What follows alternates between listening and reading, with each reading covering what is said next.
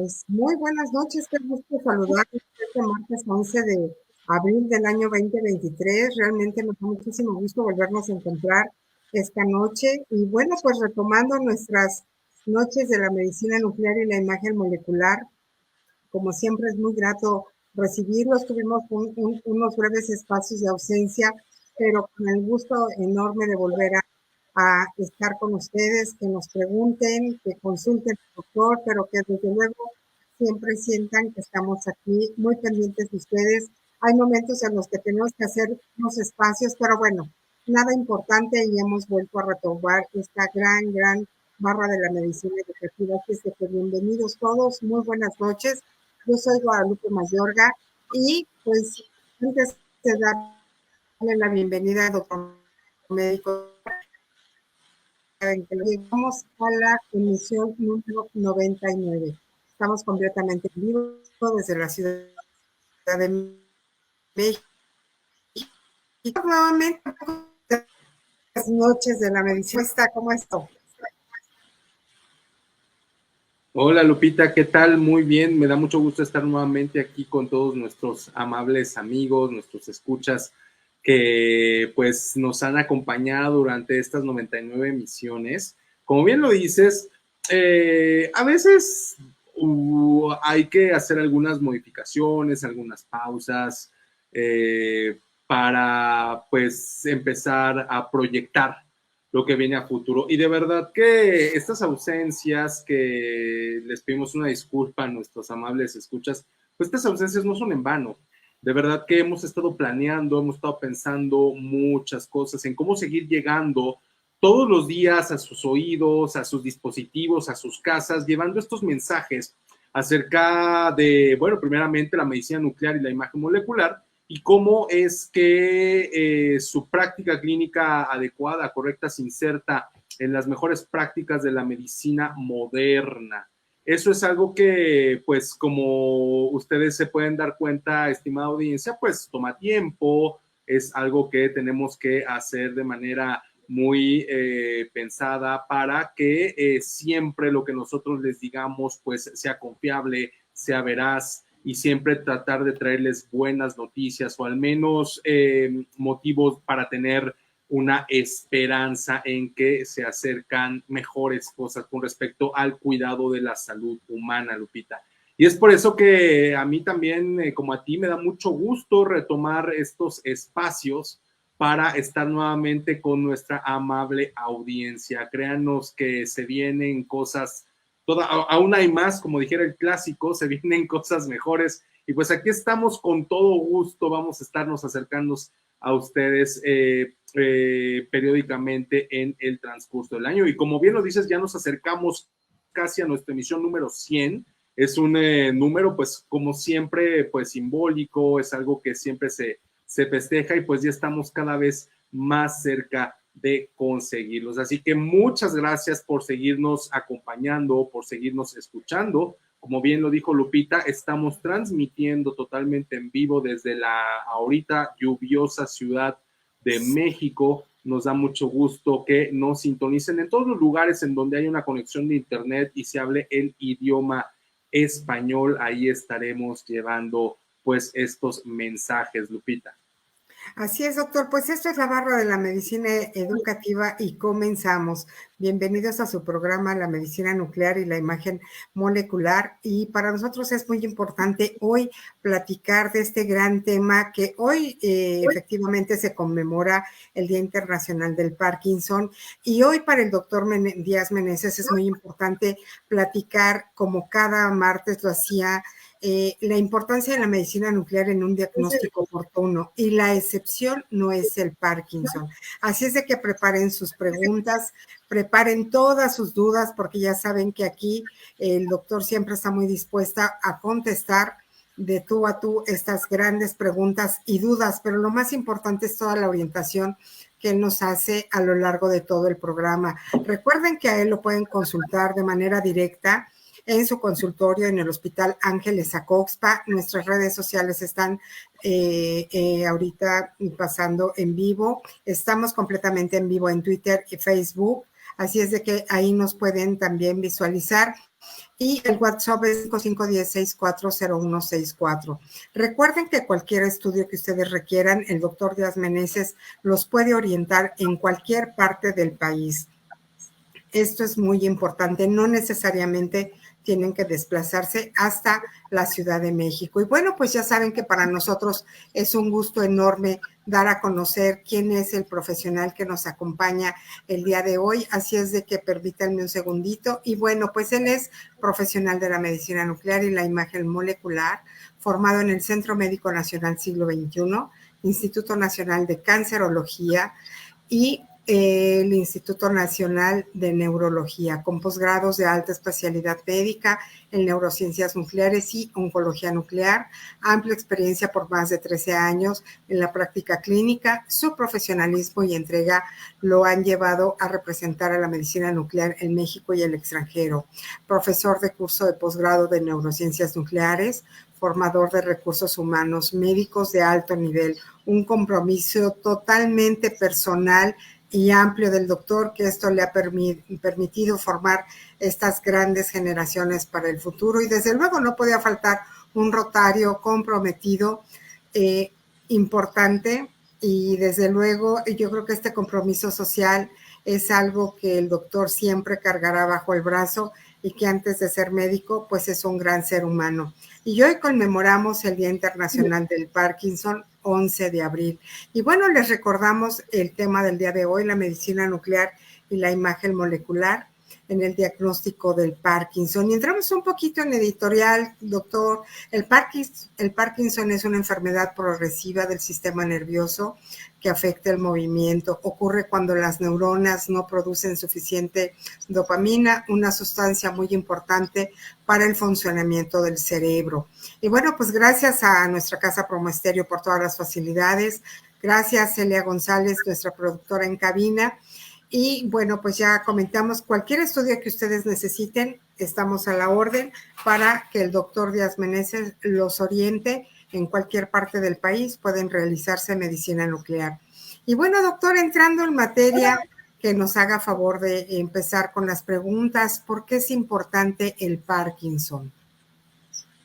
Ahora sí, Lupita, vamos a lo que más nos gusta explicar este tipo de cuestiones. Mira, el Parkinson es importante porque es una enfermedad que viene al alza en cuanto a su incidencia y a su prevalencia. ¿Esto qué quiere decir? Que cada vez va a haber más personas que van a ser diagnosticadas con la enfermedad de Parkinson y cada vez va a haber más personas que viven con la enfermedad de Parkinson.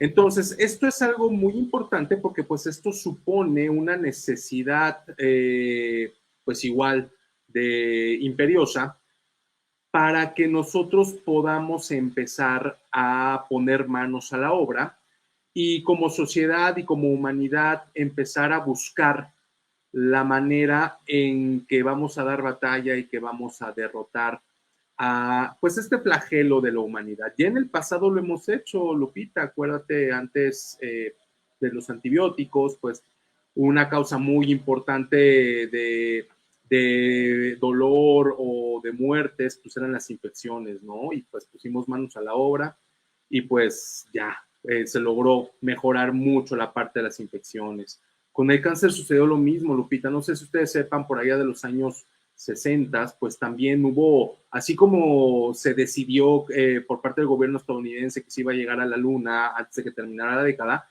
pues también es importante que sepan nuestra amable audiencia que llegó un momento en donde se tomó la decisión gubernamental, la decisión de la sociedad civil, pues de acabar con el cáncer, una cruzada contra el cáncer.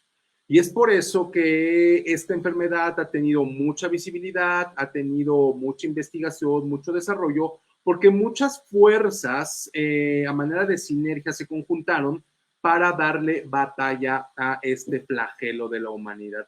Ha habido grandes avances, por supuesto, ha habido progresos y poco a poco, Lupita, se ha ido arrinconando a esta enfermedad. Todavía hay mucho por hacer, por supuesto. Otro ejemplo es cuando se decidió hacer algo por la enfermedad también infecciosa, pero en este caso de tipo viral, como es el VIH, en donde se decidió que se tenía que poner el esfuerzo de la ciencia y la tecnología médica, pues para mejorar la vida de las personas, para encontrar una manera de primero detener, quizá después curar, quizá después revertir. Y ha habido muy grandes avances. Lo notorio con este caso de enfermedad de VIH es que se hizo relativamente rápido, Lupita. Recordemos que esto inició en los años 90 y al día de hoy pues ha habido progresos espectaculares, ¿no? Entonces, esto que les acabo de decir pues nos lleva a suponer, no con poca entusiasmo, no con poca razón, que en estos momentos nosotros estamos en una etapa importante en donde estamos pasando en esa transición de ser meramente pues pasivos observadores a ser ya más participativos como sociedad, como humanidad, en tratar de encontrar una manera de que el Parkinson ya no le produzca tanto dolor a la humanidad, a las personas. Porque ya les dije, pues hay muchas personas que se van a enfermar de Parkinson. Un factor de riesgo importante pues es la edad. Simplemente por el hecho de envejecer, al no tener ya los mismos sistemas de reparación tan bien afinados, tan bien preparados, para darle, pues, por decirlo así, un mantenimiento adecuado a los procesos bioquímicos moleculares que suceden en nuestro cerebro, pues eso hace que simplemente por la edad, la probabilidad de tener enfermedad de Parkinson se incremente. Y pues como ya lo hemos dicho en otras emisiones, Lupita, pues la tendencia es que los seres humanos cada vez vamos a vivir más. Y también yo lo he dicho más de una vez, no se trata solamente de vivir más, se trata de vivir bien, se trata de vivir mejor. Entonces, pues esto es algo por uno de los motivos por los cuales nos ocupa y nos preocupa. Segundo, es la segunda causa de neurodegeneración, es la segunda enfermedad neurodegenerativa. Ya más o menos lo dijiste en el contexto, la definición de neurodegeneración, Lupita, que es una enfermedad en donde se mueren neuronas, enfermedades de inicio insidioso, pero algo muy importante, Lupita, que es progresivo. Es decir, que va avanzando poco a poco, poco a poco. Muy importante entender esto porque finalmente no es lo mismo que una enfermedad progrese rápidamente a que una enfermedad progrese lentamente. De tal manera que, como te decía, va a haber muchas personas que se van a ver en la necesidad de tener una consulta o de tener atención médica debido a procesos neurodegenerativos, debido a la enfermedad de Parkinson, como te dije, es la segunda enfermedad más frecuente, más común entre las enfermedades que provocan neurodegeneración.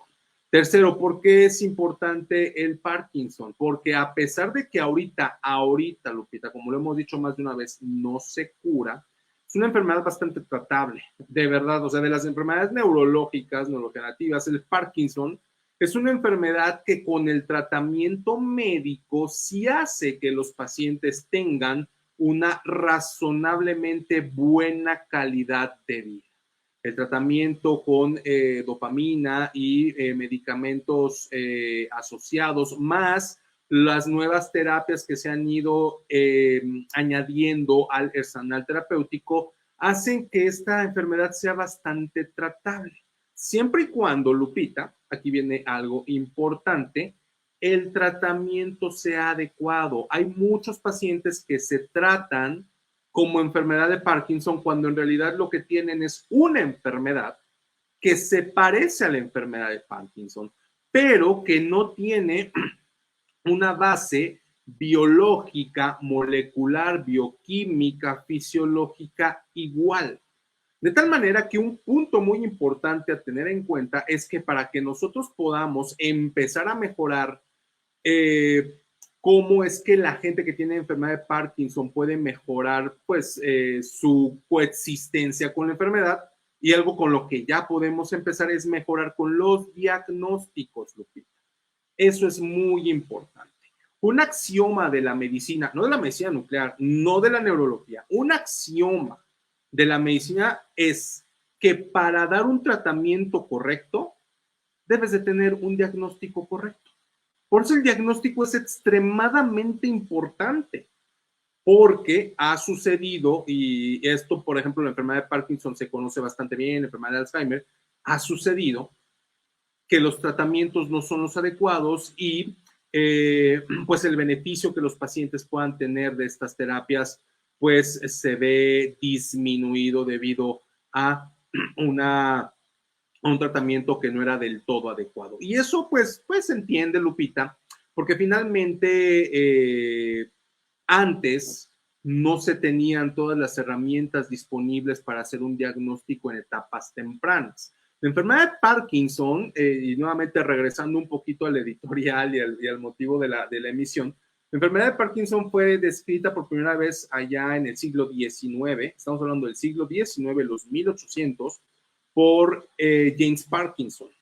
Y James Parkinson, y precisamente él nació un día como hoy, en un 11 de abril, y precisamente por eso se ha decidido que el día de hoy, 11 de abril, se conmemore, no se celebre, se conmemore el Día Mundial de la Concientización de Parkinson. Bueno, cuando Parkinson acuñó o describió la enfermedad que lleva su nombre, pues él evidentemente que ya no lo hizo en un paciente en etapa temprana, lo hizo en un paciente pues que ya tenía una enfermedad avanzada y que bueno, pues simplemente fue documentando cómo es que el paciente fue teniendo pues el avance progresivo de la enfermedad.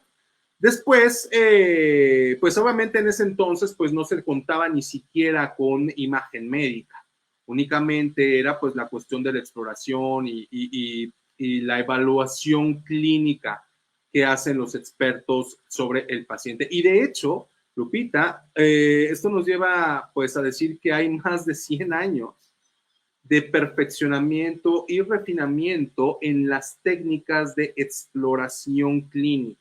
Es decir, lo que hacen los neurólogos, los expertos en trastornos del movimiento dentro de los consultorios. Pero para que se pueda sospechar la enfermedad de Parkinson, o antes, para que se sospechara la enfermedad de Parkinson, tenía que haber necesariamente síntomas motores. Ahora ha habido un cambio de paradigma.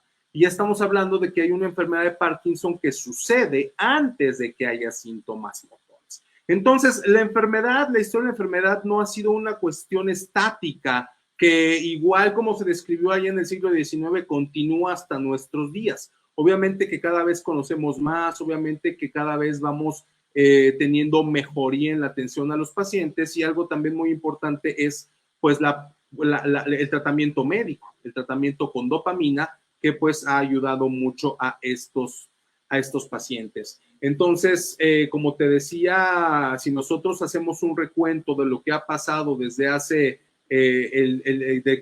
desde que James Parkinson describió esta enfermedad, pues la verdad es que ha habido muchos avances, que ha habido mucho progreso y al día de hoy, pues se tiene ya un crisol tanto de avances en el diagnóstico como en el tratamiento que nos permiten enfilarnos hacia un cuidado de la salud de estos pacientes de manera más personalizada, de manera más temprana. ¿Por qué es importante el diagnóstico temprano? Pues como les dijimos, si nosotros entendemos que esta enfermedad está presente en las personas desde antes que tengan los problemas motores, quiere decir que todo ese tiempo que pasa antes de, pues la enfermedad ha hecho estragos en el cerebro, ha hecho estragos en el cuerpo. ¿Por qué no se nota hasta después de que pasa un tiempo crítico? Pues porque el cerebro compensa. Entonces, cuando ya se empiezan a notar los síntomas motores, es decir, el temblor, la rigidez o la lentitud de movimientos, quiere decir que ya hay un daño establecido y ya no es biológicamente, fisiopatológicamente una enfermedad temprana, sino que es una enfermedad, es como un iceberg que está emergiendo ya a la superficie. Entonces, ahora, Lupita, pues ya contamos mediante la medicina nuclear y la imagen molecular con métodos de medicina moderna muy sofisticada que nos permiten a nosotros hacer diagnósticos más tempranos. Obviamente que siempre se tiene que hacer en el binomio entre el médico clínico, el experto en trastornos del movimiento o el neurólogo y el médico de imagen, idealmente el médico nuclear, que es quien sabe interpretar estas imágenes. Entonces, por eso es que debería de tomar nuestra atención la enfermedad de Parkinson, porque finalmente es algo que vamos a ver más frecuentemente, Lupita.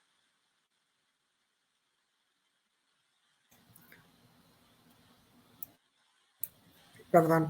Una de las grandes dudas y preguntas que se las resumo en esto, mucha gente está preguntando si hay síntomas específicos, doctor, que nos pudiera compartir 2, 3 síntomas de los más esenciales cuando uno pueda empezar a tener alguna duda. ¿Existen síntomas como tal? Sí, Lupita, por supuesto. Mira, aquí hay que hacer esta precisión. Hace ratito hablé de un cambio de paradigma en cuanto al Parkinson. Y ahora el Parkinson se considera que tiene una etapa prodrómica, es decir, una etapa en donde la enfermedad pues ya está establecida, ya está en ciernes y está empezando a avanzar. Y tiene una etapa clínica. La etapa clínica, Lupita, la definen los síntomas motores, que ya comenté los síntomas cardinales, es decir, los más importantes, por decirlo de alguna manera, que son temblor, que son la rigidez en los movimientos. Todos estos son síntomas motores, ¿eh? Temblor, rigidez en los movimientos y lentitud de los movimientos. Estos signos y síntomas se pueden presentar los tres juntos y se llama la tríada parkinsónica. Se puede presentar una combinación de dos de ellos o se puede presentar solamente uno de ellos. Ajá, generalmente cuando la enfermedad no ha sido modificada por medicamentos y la enfermedad tiene un curso clásico, por decirlo de alguna manera, en donde se presenta la tríada parkinsónica, temblor, rigidez y lentitud de movimientos, se pueden hacer diagnósticos clínicos muy elegantes. Un muy buen experto en trastornos del movimiento, que por cierto en México los hay muy buenos expertos en trastorno del movimiento, hacen diagnósticos muy finos, muy refinados clínicamente, es decir, con la exploración del paciente, sin requerir hacer un estudio de imagen adicional que le permita sustentar su diagnóstico, porque pues finalmente se está presentando con esos síntomas. Y generalmente esos síntomas que acabo de mencionar, Lupita, los síntomas motores, son síntomas que aprenden las alarmas, porque evidentemente que primero impactan sobre la calidad de vida y segundo, son francamente anormales. Entonces, precisamente se ha dicho que la enfermedad de Parkinson clínica se define por la presencia de los síntomas motores porque generalmente es cuando los pacientes van a ver a un trastorno, a un experto en trastornos del movimiento o a un neurólogo. Pero aquí viene lo que estaban comentando, ¿no? Para fines prácticos, generalmente la gente, los pacientes buscan atención cuando tienen los síntomas motores. Se los repito nuevamente. Temblor, rigidez y movimientos lentos, que se pueden presentar aislados o en combinaciones. Entonces, si ustedes tienen esas cosas, no esperen más, vayan a ver a un experto en trastornos del movimiento o al menos a un neurólogo, es muy importante. Bueno, pero estamos hablando de un Parkinson prodrómico, Lupita, y hace ratito estábamos diciendo que, bueno, cuando aparecen los síntomas motores es porque la enfermedad ya avanzó y no avanzó poquito, avanzó ya lo tan suficientemente que el mismo cuerpo ya no puede compensarlo.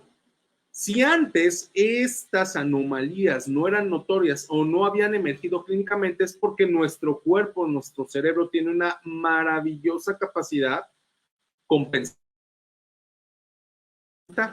Pero llega un momento pasado.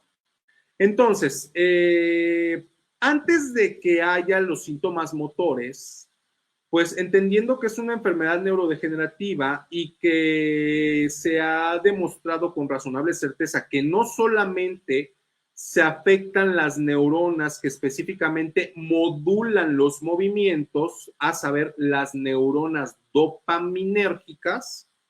También hay otro grupo de neuronas, Lupita, que producen otro neurotransmisor que también se ve afectada, incluso quizá antes que la afectación de la dopamina. La cuestión es que cuando se afecta este grupo de neuronas noradrenérgicas, que tiene otras funciones en el cuerpo, no solamente en el cerebro, sino también otras funciones en el cuerpo, cuando se afectan estas neuronas noradrenérgicas suelen dar síntomas más ambiguos.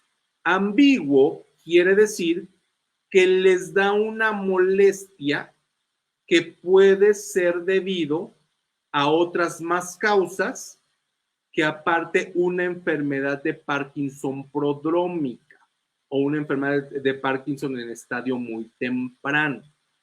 Se las voy a mencionar. La anosmia, el no oler bien, el tener defectos en la olfacción. Pues sí, o sea, hay más de una causa que te puede provocar este problema, ¿no? El ejemplo más claro y más reciente, el COVID.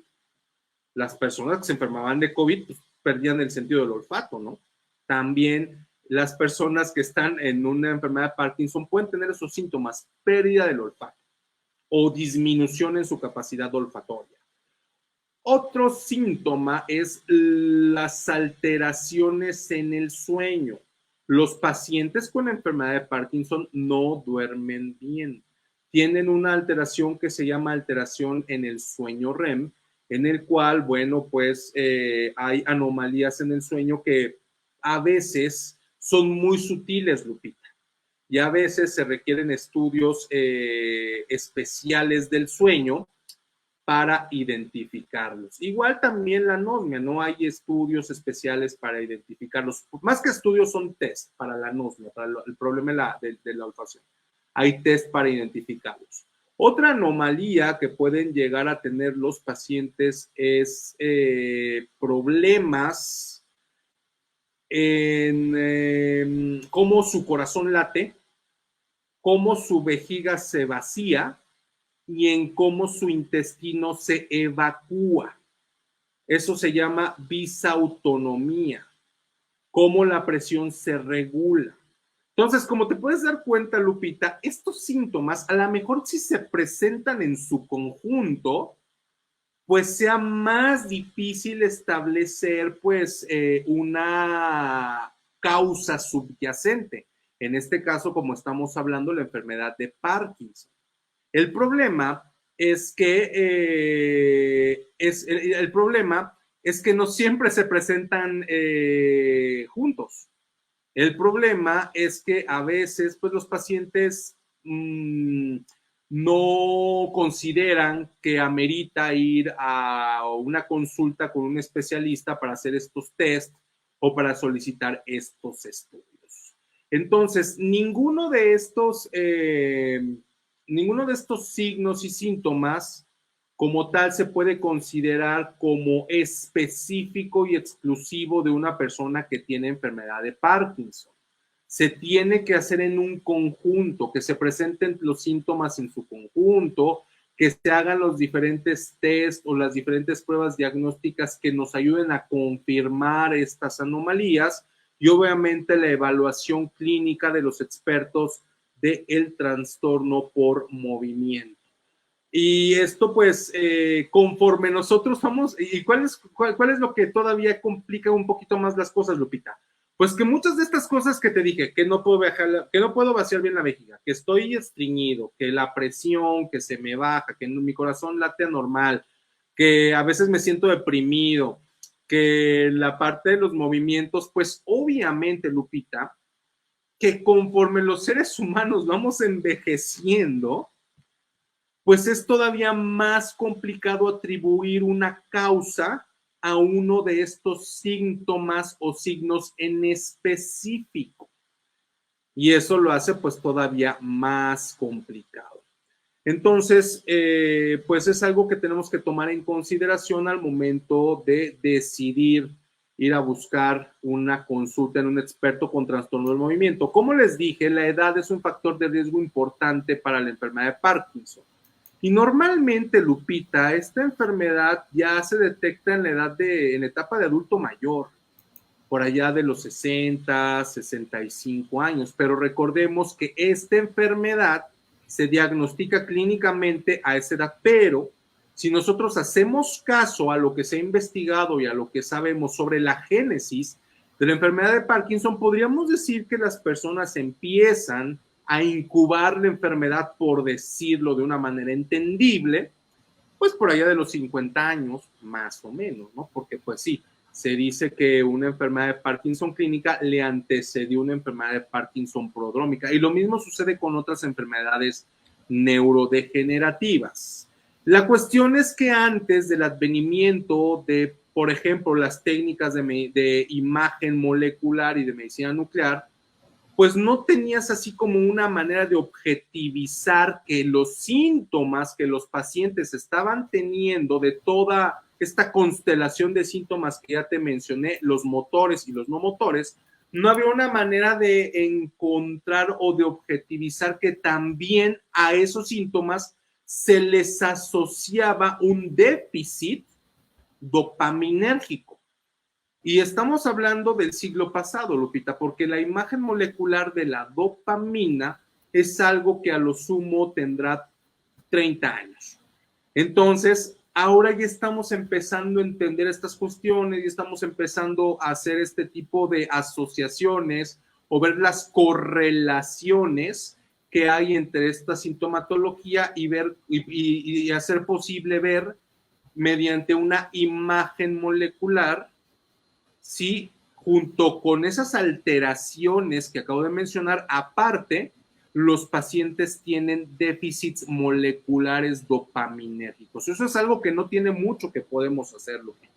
Entonces, esto ha venido cambiando mucho estas situaciones, ¿no? Y la tendencia es que cada vez, Lupita, vamos a diagnosticar a los pacientes de Parkinson en estadios mucho, pero que mucho más tempranos. Entonces, por lo pronto, ¿cuál sería la recomendación? Bueno, pues si usted presenta alguno de estos síntomas en su conjunto y ya razonablemente descartó que se deban a otra causa, pues yo creo que sería un buen momento de ir con un experto en trastornos del movimiento a consultar, ¿no? Como una manera preventiva. Además, Lupita, porque esta pregunta siempre lo tienen, siempre la tienen los pacientes siempre tienen esta duda, ¿esto se hereda? ¿Esto tiene una causa identificada? Como por ejemplo, si yo fumo, me da cáncer de pulmón, o como por ejemplo, si mi padre fue diabético, a mí me puede dar diabetes. Pues la respuesta, Lupita, es que no, la mayoría de los casos son idiopáticos, esporádicos, es decir, que no hay claramente una causa que nosotros podamos decir, eso es lo que originó la enfermedad. No lo hay. Por supuesto que si hay pacientes que tienen Parkinson genético, Parkinson hereditario, pero cuando nosotros vemos la totalidad de los casos, los Parkinson hereditarios y genéticos pues explican aproximadamente del 5 al 10% de los casos. Y de esos pacientes que tienen un Parkinson genético hereditario, pues hemos aprendido bastante con respecto a las bases moleculares y funcionales que tiene esta enfermedad. Entonces, pues es importante tener en consideración pues estas cuestiones con respecto a los síntomas, Lupita. Así es, doctor. Pues mire, hay muchas preguntas, voy a tratar de irselas resumiendo, pero continuamos con la siguiente pregunta para usted. ¿El Parkinson siempre se presenta de la misma manera? De alguna manera ya nos hizo favor de compartirnos, pero bueno, si quiere agregarnos algo. Sí, Lupita, porque todavía tengo cosas que decir. Mira, aquí cuál es el punto. Que el Parkinson, que hay otras enfermedades que se parecen al Parkinson. O sea, si todos los pacientes que tienen temblor fueran Parkinson, pues la cosa sería menos complicada, ¿no? O si todos los pacientes que tienen rigidez y, por ejemplo, lentitud de los movimientos no hubiese otra explicación que no fuera el Parkinson, pues la cosa también se facilitaría. Pero lo cierto es que hay un tipo de enfermedades, Lupita, que se han englobado con el término de parkinsonismos atípicos. Los parkinsonismos atípicos, como lo podemos intuir con su nombre, tienen rasgos clínicos, es decir, lo que se explora en el consultorio, lo que explora el experto en trastornos del movimiento, que comparten con la enfermedad de Parkinson. Pero hay ciertas características también clínicas que nos hacen sospechar que estemos ante un Parkinson verdadero. Nosotros, a manera de pues, un chiste moderno, podríamos hablar de los parkinsonismos atípicos como un parkinsonismo fake, pero más agresivo. Entonces, por eso es muy importante identificar esto, porque, Lupita, finalmente el tratamiento que se le da a un paciente con enfermedad de Parkinson puede no ser tan bueno para un paciente que tiene algo que se parece al Parkinson, pero que estrictamente no es Parkinson. De ahí la importancia de un diagnóstico certero. Ya no estamos hablando aquí de un diagnóstico precoz, de un diagnóstico certero, de poder diferenciar con razonable precisión dos pacientes que tienen síntomas similares, diferenciar cuál es Parkinson de cuál es un parkinsonismo atípico. ¿Por qué? Porque tienen diferente pronóstico, porque tienen diferente tratamiento. Si bien es cierto que dentro de los parkinsonismos, es decir, enfermedades que comparten nuevamente, lo voy a repetir, la tríada parkinsónica, que son síntomas motores, rigidez, temblor y lentitud de movimientos, todas las enfermedades que comparten esta tríada parkinsónica hay que poderlas diferenciar. Porque te repito, a pesar de que se parecen en el principio, pues hay algunos pacientes que les va razonablemente bien y hay otros que no les va tan bien. Y lo que se ha visto es que esos pacientes a los cuales no les va tan bien o les va definitivamente mal, es porque se les está tratando como una enfermedad de Parkinson cuando en realidad lo que tienen es un parkinsonismo atípico. Entonces eso es muy importante entenderlo, ¿no? Y también mediante los estudios de medicina nuclear e imagen molecular hay rasgos que nosotros podemos objetivizar en una imagen médica sofisticada que nos permiten hacer esa diferenciación. Otro ejemplo, el ejemplo clásico también, Lupita, es el temblor. El temblor cuando se presenta por sí solo no se considera, el temblor por sí solo, obviamente por concepto, no se considera como la tríada parkinsónica, no se considera parkinsonismo, para que me entiendan. Cuando hay dos síntomas de la tríada parkinsónica, eso sí es parkinsonismo. Cuando hay tres, pues obviamente también es parkinsonismo. Pero cuando el paciente solamente tiene rigidez, o cuando el paciente solamente tiene lentitud de movimientos, o cuando el paciente solamente tiene temblor, que esa es la viñeta clínica más característica, la más frecuente, pues eso es un síntoma aislado, no es un parkinsonismo. Pero dentro de las causas que pueden hacer que un paciente esté con temblor, pues es un Parkinson, una enfermedad de Parkinson incipiente. Si nosotros nuevamente nos vamos a recordar la historia natural de la enfermedad, ese temblor cada vez se va a hacer más severo, ese temblor después se va a acompañar a la mejor de rigidez, a la mejor de bradicinesia y después a la mejor ya va a ser bilateral. Pero nosotros lo estamos objetivizando en una etapa temprana, cuando solamente es un temblor. Y hay otras causas de temblores que se llama temblor esencial, que no implican los mismos mecanismos fisiopatológicos que la enfermedad de Parkinson. Luego entonces tienen un diferente tratamiento, tienen un diferente pronóstico. Y de verdad, créeme, Lupita, que en la experiencia que he tenido con muchos pacientes que tienen esta situación de temblor, créeme que alivia mucho a ellos, a los pacientes les alivia mucho saber con razonable certeza que la causa de sus síntomas no es debido a una enfermedad de Parkinson.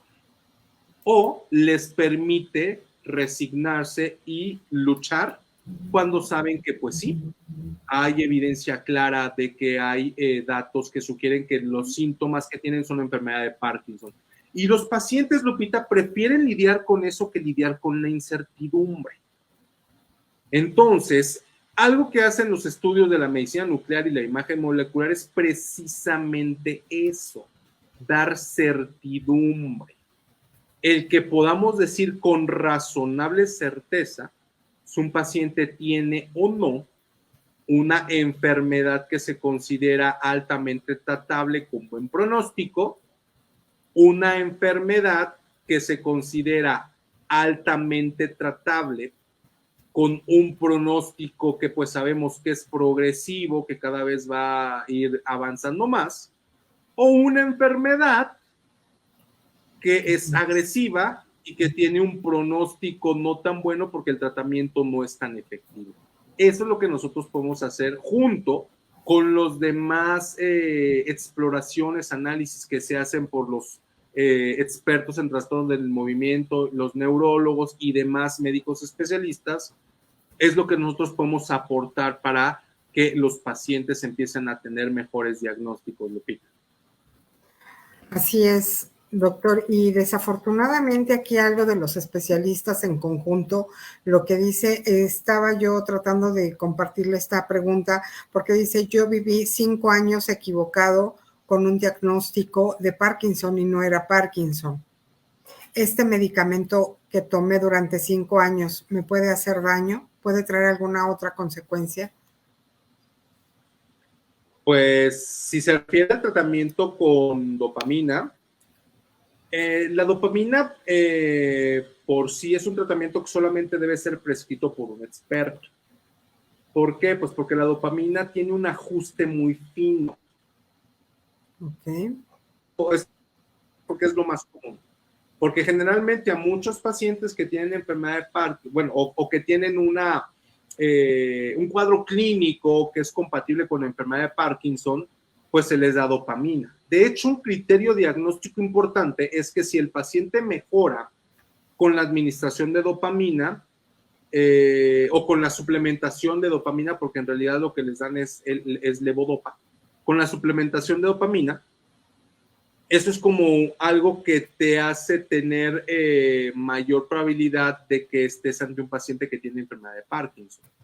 Sin embargo, el hecho de que no haya una buena respuesta a la prueba terapéutica con dopamina, pues eso puede implicar dos cosas.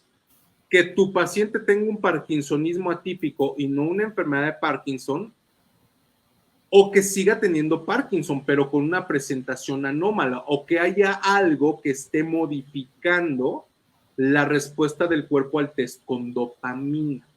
Y eso es muy importante porque si te das cuenta con el test de dopamina, pues con razonable certeza tú puedes decir, bueno, si este paciente es muy probable que tenga enfermedad de Parkinson, con un test de dopamina positivo, es decir, que el paciente mejora con el medicamento. Pero con un test de dopamina negativo, tú no puedes excluir y decir que el paciente no tiene enfermedad de Parkinson. Entonces, esas son necesidades clínicas que debemos nosotros, o bueno, que nosotros desde el punto de vista de la imagen médica estamos empezando a aportar en los diagnósticos de los pacientes. Entonces, si finalmente lo que en este caso, y esto es pura especulación, es con fines didácticos, porque en realidad no conozco a profundidad el caso, pero con fines didácticos, o sea, si el paciente tuvo una enfermedad que se trató con dopamina creyendo que era enfermedad de Parkinson, pero finalmente resultó que no era enfermedad de Parkinson, que era un parkinsonismo atípico, pues de todas maneras el tratamiento pues solamente ayudó parcialmente al paciente, ¿no? No se intuye que le haya provocado un mayor daño. Sin embargo, pues los efectos secundarios al tratamiento, pues sí que hay que tener cuidado y estar muy pendientes y consultar con un experto en trastorno del movimiento, porque el tratamiento con dopamina se tiene que estar ajustando al final por la misma enfermedad cada vez es más complicado tener el control de los síntomas y también te puede dar efectos secundarios por la administración de la dopamina, ¿no? Entonces eso es algo que hay que tener bastante bien cuidado, bastante bien controlado, pues para que los pacientes puedan llevar un control adecuado de su enfermedad. Como lo dijimos, la enfermedad de Parkinson es muy tratable.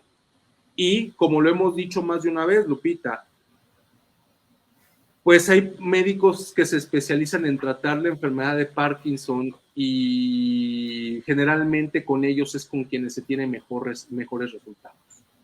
Entonces, la enfermedad de Parkinson sí, o sea, la puede diagnosticar un médico que no necesariamente es experto en trastornos del movimiento, pero la recomendación es que sí sea tratada por un experto en trastornos del movimiento y quizá para hacer los ajustes finos que se requieren en cuanto a los tratamientos y obviamente siempre y cuando ya se cuente con un diagnóstico razonablemente certero, porque muchas veces pasa lo que nos están comentando. Se hacen test, se hacen pruebas en donde, bueno, todavía queda cierto margen de duda, pero pues ya con eso se asume que el paciente tiene una enfermedad, ¿no?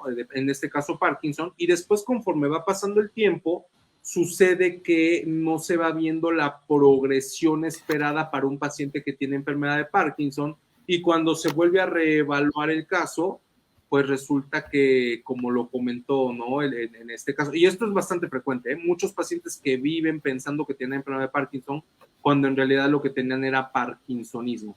Entonces, esto es algo bastante importante que nosotros esperamos pues sea cada vez menos frecuente, ¿no? Porque pues también el paciente tiene que saber que hay maneras en que pueden aportar, que aportan evidencia para confirmar, corroborar o hacer más robusto el diagnóstico de enfermedad de Parkinson.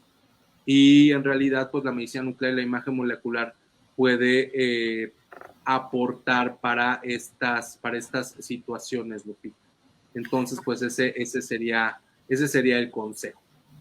Así es, Y bueno, doctor. ya para redondear esto, porque quizá le está preocupando esto al paciente, es poco probable que el tratamiento con dopamina le haya hecho que usted empeorara aún más en la condición de la enfermedad, tal vez en los síntomas. Entonces, eso es muy importante. Si hay alguna duda con respecto a eso, pues la recomendación es acudir con un experto en trastornos del movimiento. Ya, Lupita, gracias. Así es, doctor. Pues mire, antes de pasar a la última pregunta, otra de las preguntas pero pues muy presentes es, ¿qué estudio recomienda usted para diagnosticar el Parkinson? ¿Qué estudio de Sí, medicina nuclear? sí, Lupita, aquí viene pues ahora ya la parte de la medicina nuclear que me voy a echar como en 5 o 7 minutos porque es lo que nos queda de tiempo. Pues miren, hemos estado hablando mucho de que la medicina nuclear y la imagen molecular ha venido a suponer un avance en cuanto al diagnóstico de la enfermedad de Parkinson y enfermedades relacionadas. Entonces, los seres humanos, la ciencia y la tecnología médica ha sido capaz de crear radiotrazadores que nos permiten a nosotros visualizar el estado del sistema dopaminérgico. La dopamina es algo muy importante en la enfermedad de Parkinson.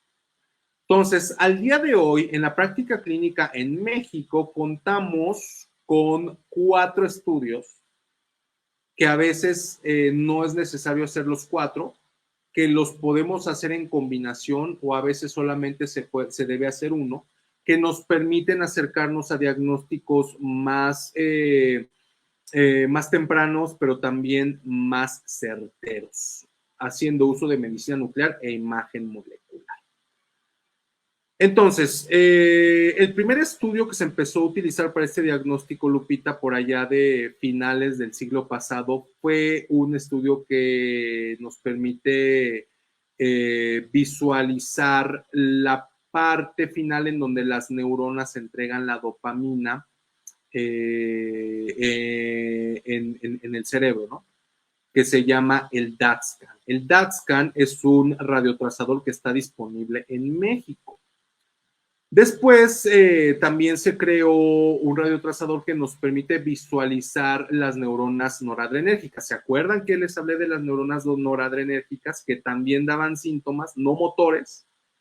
Pues también podemos nosotros visualizar el estado de las neuronas noradrenérgicas, es decir, si están presentes o si están ausentes. Después tenemos el radiotrazador que nos permite visualizar el metabolismo energético del cerebro, las diferentes partes del cerebro, cómo están funcionando desde el punto de vista energético, desde el punto de vista metabólico. Es el estudio de PET, tomografía por emisión de positrones con FDG. Y actualmente, o sea, todos estos están disponibles clínicamente en México. Y finalmente tenemos ahorita el estudio con fluorodopa, que nos permite visualizar la síntesis y el recambio de dopamina adentro del cerebro. Otra vez la dopamina. Entonces, dependiendo del contexto clínico, dependiendo de la particularidad del caso, Lupita, es que nosotros podemos recomendar hacer uno u otro o combinaciones de estos estudios. ¿Por qué? Pues porque entre más evidencia nosotros tenemos de rasgos biológicos que nos sirven como biomarcadores de la enfermedad, nosotros tenemos todavía una mayor, un diagnóstico con el diagnóstico clínico. Entonces ya hablé de 4 estudios. La gammagrafía con MIBG, el PET con FDG y el PET con DOPA. Todos estos están más o menos disponibles en México. Si usted vive en Chiapas o si vive en San Luis Potosí, pues tendría que ver qué estudio es el que está disponible en su región o si usted tendría que acercarse a la Ciudad de México. Otra cosa bien importante, Lupita, bien importante, no es nada más comprar que le hagan unas imágenes, por favor. Estos estudios, para que sean bien interpretados, para que ayuden en lugar de confundir, por favor, deben ser interpretados por expertos. En muchos lados se los pueden vender, pero eso no quiere decir que la persona que le toque analizar y emitir una opinión médica sepa lo que está haciendo. Por eso es altamente recomendable que siempre sus estudios sean con personas, con médicos nucleares, y deben ser médicos nucleares, no radiólogos, médicos nucleares expertos que sepan lo que están haciendo, que sepan lo que están diciendo, que sepan analizar el estudio. De tal manera que, como lo dijo Lupita, pues sí, o sea, aquí pues ver la particularidad de cada uno de los casos, pues nos consumiría todo el programa. Y pues estamos con las líneas abiertas, estamos con los números disponibles para atender cada caso en lo particular, ya sea que usted sea médico, que usted sea paciente o que sea familiar, para pues darles la asesoría y la consejería con respecto a medicina nuclear e imagen molecular y pues ver en qué ciudad está usted y qué es lo que más le convendría con respecto a realizarse estos estudios, que si se lo están preguntando, Lupita, no son estudios baratos. Por eso es importante, para que el estudio no decepcione y la gente no sienta que no vale la pena pagar por algo caro, malo, que no resuelve el problema. Por eso siempre es recomendable que se haga solamente con expertos. Nuevamente, mucha atención en ese punto. Porque, pues, pareciera muy sencillo, ¿no? Como les dije, pues vemos si están las neuronas o no. O sea, decirlo es sencillo, pero en realidad saber cómo manipular la imagen y cómo entenderla, eso ya no es tan sencillo. Se requieren años de experiencia y años de preparación. Entonces tengan mucho cuidado, no permitan que gente temeraria que no sabe lo que está haciendo, pues les dé información que sea de dudosa credibilidad. Entonces, esto es extremadamente importante con respecto. Y les puedo decir que, pues, a diferentes sitios, pues, ustedes pueden acceder al DATSCAN o al estudio con DOPA o al estudio con PET o al estudio con MIBG, con metariodobensilguanidina, y pues con todo gusto nosotros les asesoraremos para darles la mejor recomendación. Así es, doctor. Pues mucha incertidumbre, muchísimas preguntas alrededor de, a mí me ha causado muchísimo gusto que finalmente pues lo esperan cada martes y este regreso fue muy importante. Gracias a toda la gente que nos está escribiendo vía WhatsApp, saben, y si no se los compartimos, tenemos una red de colaboración con muchas organizaciones de la sociedad civil y existen muchos padecimientos aquí y bueno, ha sido un boom hablar del Parkinson, si es una edad determinada, si puede haber cambios y principalmente en esta parte de los estudios. Es muy importante esta explicación que el doctor Díaz da. Una cosa es ser médico nuclear, el doctor Díaz es médico nuclear, y otra cosa es ser radiólogo. Es algo muy importante que debemos identificar. Por eso todas nuestras redes, todos nuestros canales de comunicación están listos para que puedan ustedes tener una charla, un intercambio de opinión y poderlo visitar al doctor. Él se encuentra en Ciudad de México, en el Hospital Ángeles Acoxpa.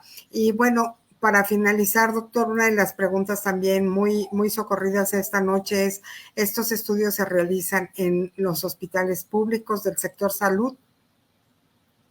Sí, Lupita, sí se realizan en hospitales públicos nuevamente. En el Instituto Nacional de Neurología es donde los pacientes podrán encontrar estos estudios en el sector público bien hechos.